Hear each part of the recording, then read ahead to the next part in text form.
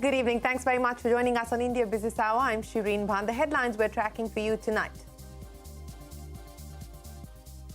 Well, in semiconductors now, the United States and the world actually is overly dependent on Taiwan.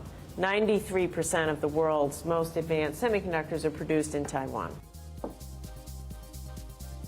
U.S. Commerce Secretary Gina Raimondo says America wants to establish a close strategic alliance with India on semiconductors, says 93% of the world cannot be dependent on Taiwan, and sees great synergies with India on chip design and technology. That's a CNBC-TV18 exclusive.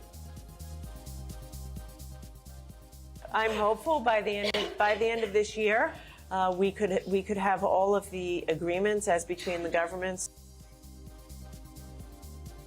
U.S. hopes to thrash out differences with India to bolster the Indo-Pacific Economic Framework. The Commerce Secretary expects to resolve all differences by the end of the year. India is not yet a full member of the 14-nation group, which accounts for 40% of the world GDP due to differences. Weak global cues then Dalal Street as stock markets wipe out early gains, ending in the red. The Sensex loses over 500 points, Nifty down over 150. A mixed day for Adani Group stocks, with 4 stocks hitting the upper circuit and another 4 ending in the red. The group adds 4,500 crore rupees to market cap today, but the total value is still 52% lower to levels seen before the Hindenburg report. The Maharashtra government announces a 6,000 rupee annual cash benefit to more than 1 crore farmers on the lines of the PM Kisan scheme. The state budget also clears a 75,000 rupee annual payment for families with a girl child and which are below the poverty line, increases coverage for the state health insurance scheme, cuts the tax on aviation turbine fuel from 25% to 18% in Mumbai. The Power Ministry crafts a multi-pronged strategy to meet increased power demand during the summer season. Power companies are directed to ensure that there is no load shedding. Coal-based plants to undertake maintenance well in advance. Imported coal-based plants to run at full capacity. Gas-based power to be used during peak demand. Railways assures the availability of rakes for coal transport. Axis Asset Management Company appoints B. Gopakumar as the CEO and Ashish Gupta as the new Chief Investment Officer. The changes come after the fund house faced a front-running scandal and suspended its chief dealer after finding him guilty in an internal investigation. Russian missiles rain down on Ukrainian cities, killing civilians and knocking out power supply. Ukraine's president says it's been a difficult night after damage to critical infrastructure and residential buildings. Prime Minister Modi hosts his Australian counterpart Anthony Albanese at the Ahmedabad Cricket Stadium before the start of the 4th Test match to celebrate the friendship between both nations. Both leaders took a lap of honour in a chariot around the Narendra Modi Stadium. Well, straight to the day's action. Weak global cues denting sentiment on Dalal Street. The markets failed to hold on to their opening gains, ending at the day's lows. So we saw the Nifty and the Sensex losing about 1%. The Sensex was down over 500 points and the Nifty lost about 160. The broader markets did fare slightly better than the blue chips, the BSE companies erasing a market cap of close to 2 lakh crore rupees today. While global markets have been roiled by statements from the U.S. Federal Reserve Chairman Jerome Powell earlier this week, stock markets across Europe and the U.S. sulking after Powell suggested that rate hikes from the Fed could be faster and higher as it battles inflation. The U.S. Fed funds rate, which is the key policy rate determining interest rates, is currently in the range of 4.5 to 4.75%. Economists and market watchers now expect the rate to peak at 6%, implying room to hike rates by another 150 basis points. According to a CNBC survey, 63% market participants expect a 50 basis point hike after the next Fed meeting. Well, back home, 4 of the 10 Adani Group stocks ending the day in the red, but 4 others hitting the upper circuit. The group has gained a market cap of 4,500 crore rupees today, but the group's stock market cap stands at 9.2 lakh crore rupees overall. However, it's still valued 52% lower than what it was in January, that is before the Hindenburg report was released. Meanwhile, promoters have created additional pledges in some group companies. Adani Transmission has seen an increase of 0.7% in promoter pledges, while Adani Green has seen promoter pledges rise by nearly 1%. Vivek is standing by with the details. Vivek, take us through where the pledges stand as far as the group is concerned.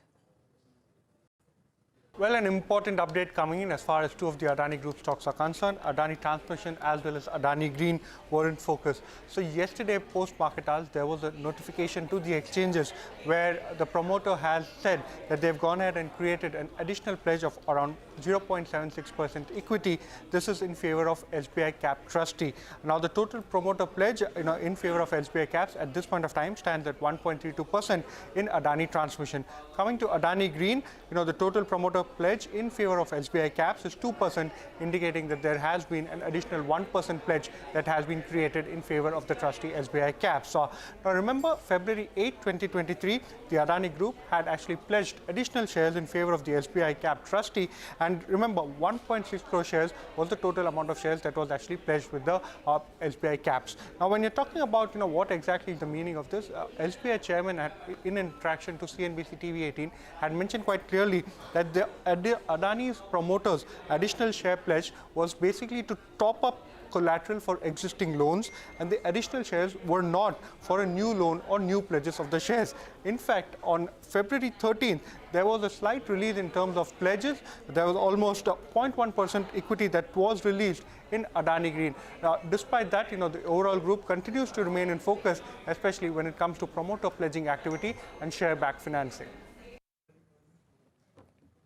Vivek, many thanks for joining us. Here's the big CNBC TV18 exclusive newsmaker this evening. U.S. Commerce Secretary Gina Raimondo says America wants to establish a close strategic alliance with India for semiconductors. Raimondo's in India along with the trade delegation for talks with Commerce Minister Piyush Goyal and other Indian ministers. Speaking exclusively to CNBC TV18, Raimondo said 93% of the world cannot be dependent on Taiwan alone for semiconductors. Take a look. Goal is not to be self-sufficient. So for example, in semiconductors now, the United States and the world actually is overly dependent on Taiwan. 93% of the world's most advanced semiconductors are produced in Taiwan. That isn't, by no measure is that stable or resilient. Yeah, now, but having said that, we never expect to make all of the semiconductors that in America that we consume. That is not the goal. And in fact, we have, and I have said this many times, a desire to work closely with our allies, including India. And if I can just follow that up with, where is the engagement on this front with the Indian government as far as semiconductors specifically are concerned? Because as you said, it serves our interest from a security standpoint. But at the end of the day, you also don't want to end up in a situation of overcapacity. And that's something that the World Bank, et cetera, have cautioned countries about. So how do you balance? And it is going to be a fine balance, as you point out. It will be difficult. So I don't want to break any news today that I'm not supposed to. I was hoping. But, I'm working very closely with my counterpart, and tomorrow we'll have the official meetings of the CEO Forum and the Commercial Dialogue, and we've been talking a great deal about semiconductors. And so we will have a formal discussion as between the U.S. government and the government of India around semiconductors. How do we purposefully strategize and plan? For example, India is home to a massive amount of semiconductor design talent. The United States leads the world in semiconductor design. We have a synergy there. Well, that is the U.S. Commerce Secretary saying that India and the U.S. can collaborate in the area of semiconductors, especially when it comes to design. And that is going to be something that the U.S. and India will take forward in a formal dialogue. That's the big news point coming in from the U.S. Commerce Secretary. She's also hopeful about resolving differences with India as far as the Indo-Pacific Economic Framework is concerned. Remember, the IPEF is an economic initiative launched by U.S. President Joe Biden. It's a grouping of 14 nations in the Indo-Pacific region, including Australia, Japan, South Korea, Malaysia, Thailand, Vietnam, Singapore, among others. These nations account for 40% of the world's GDP. China is a key absentee from this group, and the Chinese Foreign Ministry has called it an initiative to decouple China economically. Here is the U.S. Commerce Secretary hopeful of being able to clear up all differences and get a resolution by the end of the year. We are moving forward at a speed that is kind kind of unprecedented. I mean, I was with the president. He announced it last year in Japan, in Tokyo. Within months, we were all together. We signed off to the negotiating statements. In fact, your minister, Minister Goyal, said he was like shocked with the speed with which we were moving. I think I'm hopeful by the end we of don't this have year. any wood here, There's though. no something here. I'm hopeful by the end of this year. We could have all of the agreements as between the governments All signed 4 pillars? up. This is my hope and goal. You know, my mother would say to me, if you have something done, give it to a busy woman. So I'm a busy woman, and I'm hoping to get this done by the end of the year. Well, you can catch the full interview with the U.S. Commerce Secretary Gina Raimondo, a big CNBC-TV18 exclusive at 9:30 p.m. right here on CNBC-TV18. Well, after a 3-year hiatus, India and the U.S. are set to relaunch the commercial dialogue on the 10th of March. U.S. Commerce Secretary confirming this development in that exclusive conversation with me. So what's on the agenda for both sides and what can we expect? Parikshit is standing by with the details. Parikshit. Well, yes, there will be a very important meeting between the Commerce Secretary Gina Raimondo and Piyush Goyal. They will be talking about resilient supply chains. Yes, the commercial dialogue is being relaunched after 3 years, and the focus will be on establishing resilient supply chains and removing some of the trade barriers in the relationship. U.S. businesses and the U.S. Commerce delegation is likely to seek greater focus on ease in doing business, policy predictability, removing red tapeism and bureaucracy and any kind of issues in decision making. At the same time, standards, interoperability, compatibility of standards is very important to the US delegation. They are going to send out a message that in case we want supply chains to come to India, manufacturing to move to India, then India must follow global standards as well. There will be specific product lines where issues will be discussed. US has been asking for an extensive tariff review. Let's see what that happens. And US will also be urging India to come to an agreement on all pillars under the Indo-Pacific Economic Forum as well. So let's wait and see how that meeting goes. Parikshit, many thanks for joining us. Now, India's food inflation rose to 5.9% in January versus over 4% in December, and prices are unlikely to cool anytime soon. Economists expect food inflation to be higher in February at above 6%.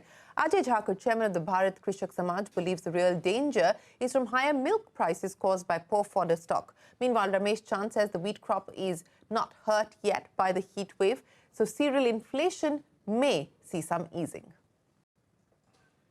What we need to see is fodder prices for animal husbandry. That's where I think this heat wave that came in February or January, this little sprouts of heat or what is being projected will have more of an impact on fodder and animal husbandry, which is a crucial part of the agricultural landscape. I think that's where the worry is today. No doubt we are having a maximum temperature which is 2 to 3 degrees Celsius higher than what is the average of past several years in some parts of the country. But my discussions with agriculture scientists reveal that unless this increase is more than 6 degrees Celsius, and that too in minimum temperature, not so much in maximum temperature, we should not worry about its impact. So no impact just yet. That is the view coming in from Ramesh Chand as far as the wheat crop is concerned on account of the higher temperatures that we are seeing in March. The government has tweaked provisions under the Prevention of Money Laundering Act to widen the ambit. The amendments will cover transactions involving the exchange, transfer and safekeeping of crypto assets, along with the exchange of virtual digital assets into fiat currencies and vice versa. Axis Asset Management Company's appointed B. Gopakumar as of Axis Securities as the Managing Director and Chief Executive Officer.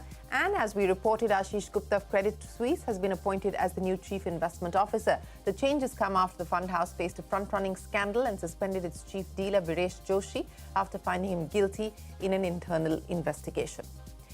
Power Minister R.K. Singh has directed power companies to ensure that there is no load shedding during the summer months. The Railways has assured the availability of rakes for coal transport. Coal-based plants have been asked to undertake maintenance well in advance. All of this to ensure that there is adequate power supply.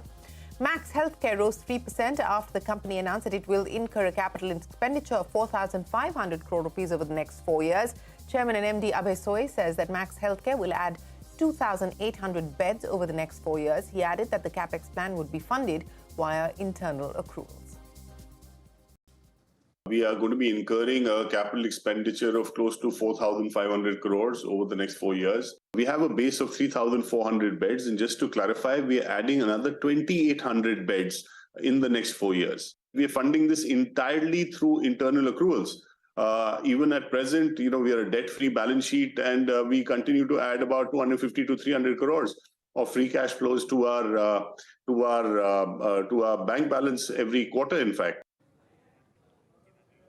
Well, that's Max Healthcare. And more corporate news. The Abu Dhabi Investment Authority is set to invest $500 million in eyewear startup Lenskart. A report by Bloomberg suggests that the sovereign fund will buy a mix of existing shares and new equity in the company. The deal is likely to be announced this week, and it could value Lenskart at $4 billion.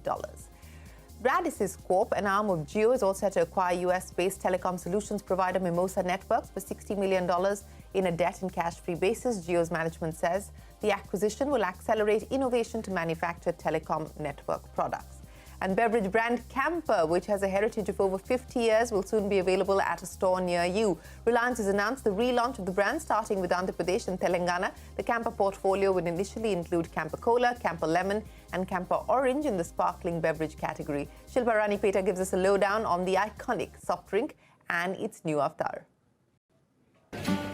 What you see here is not just another cola drink. It's a piece of nostalgia all the way from the 80s that has now made a comeback. That's right, Reliance Industries has bought the iconic soft drink brand Campa from its maker Pure Drinks. Now, if you remember, in 1977, when Coca-Cola was ousted from the country by the then government, Pure Drinks, which was the original licensed manufacturer and distributor for Coke, launched Campa in a bid to fill that gap. And in no time, Campa, which came in 3 flavors with the tagline, "The Great Indian Taste," soared to popularity, becoming the soft drink of choice for most Indians, with its only competition being Parle's Thumbs Up. But this popularity soon dwindled in the early 1900s when liberalization happened and PepsiCo and Coca-Cola re-entered the Indian market. Coke bought Thumbs Up and revived that brand, and Campa lost out amid intense competition. But ask any 70s or 80s kid and they'll tell you that no outing or wedding was complete without Campa Cola. Well, that's the new Campa Cola. Time for us to head into a short break. But up next, the Shinde government in Maharashtra presents its first state budget. We bring you a deep dive when we return. And also on the show, Ukraine has seen massive attacks overnight. We get you a story from inside one of Ukrainian military's bunkers when we return.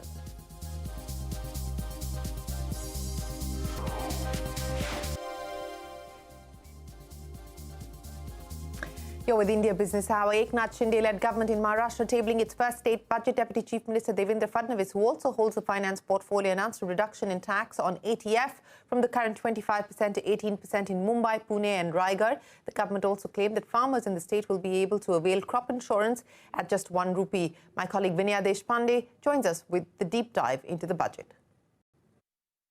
While for the farmers, the Maharashtra government has announced 6,000 rupees per farmer. Now remember, even during the central budget, a similar announcement was made. So now Maharashtra farmers will get 12,000 rupees per month. Not just that, the government has also announced ₹1 crop insurance. So now, if the farmers want to buy crop insurance, they will have to just pay ₹1 for crop insurance, whereas the premium will be paid for by the state. Several SOPs that have been announced with respect to infrastructure as well. The special focus has been on airports, in different sectors, may it be Pune, may it be Shirdi. Clearly, Mumbai has been a focus. Over 1,700 crores have been allotted to Mumbai. We have also seen that a special focus is on women, where women will now have 50% discount while traveling on state transport buses. There is a focus on the below poverty line people. The government has said, and this is what Devendra Fadnavis announced, that over the next 3 years, 10 lakh houses will be constructed for those living below the poverty line. So clearly, a lot of SOPs have been announced today by the Maharashtra government. Vinaya Deshpande there reporting on the highlights of the Maharashtra government state budget. Prime Minister Modi hosts his Australian counterpart Anthony Albanese at the Ahmedabad Cricket Stadium before the start of the 4th Test match to celebrate the friendship between both sides. Both leaders take a lap of honour in a chariot around the Narendra Modi Stadium. AAP MLAs Atishi and Saurabh Bhardwaj take oath as the newest ministers in the Delhi cabinet. Atishi has taken over the portfolios of education, PWT, power and tourism, while Saurabh Bhardwaj will handle health, water, industries and urban development. Manish Sisodia has been arrested by the Enforcement Directorate just a day before his bail plea hearing by a CBI court. Veteran actor and director Satish Kaushik died this morning in New Delhi after suffering a cardiac arrest. He's 66. Kaushik began his film career in 1983 and acted in more than 100 films. Since then, he is best remembered for roles in films like Mr. India, Ram Lakhan and Deewana Mastana. Kaushik also directed over a dozen films. He is survived by his wife and daughter. Russian missiles hitting several cities across Ukraine, including Kyiv and the port city of Odessa and Kharkiv. Ukrainian forces said that they shot down 34 missiles in that overnight attack. Ukraine's nuclear plant was also hit, causing a disruption in power supply. CNBC-TV18 Sanjay Suri gets us more on the Ukrainian military's preparedness from inside a bunker at an undisclosed location. Just off a common street, whose location we are advised not to disclose, we step down into a bunker. Hidden from view, this is an operational military hub. Armed members of this unit stay away for the moment, their arms and ammunition kept away from the camera.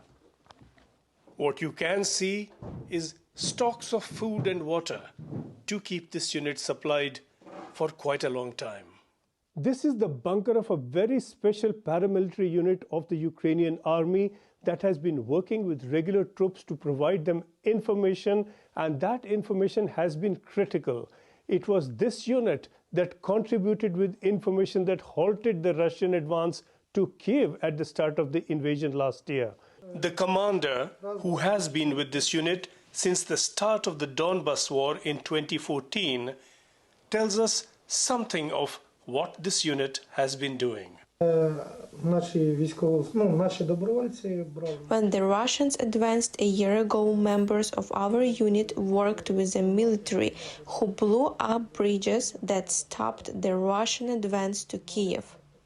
And we used our drones to give our military the positions of the Russians. The unit is clearly dug in here in anticipation of and in preparation for further action to follow.